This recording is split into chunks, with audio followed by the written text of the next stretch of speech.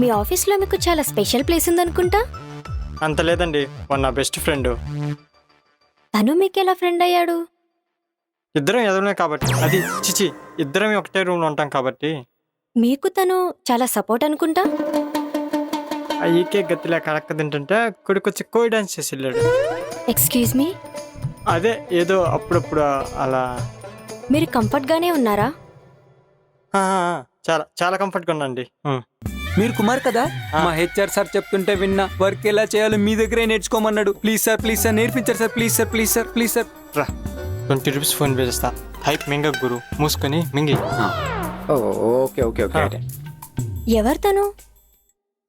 ఎవరో ముస్టోళ్ళండి, వదిలేయండి. అయినా నేను మీ దగ్గరికి వస్తాను తెలిసి మా ఫ్రెండే ఇలా సెట్ చేస్తుంటాడు మీ ముందు ఇంప్రెషన్ కోసం. దేనికి ఇంతలా? నార్మల్గా ఉండొచ్చుగా.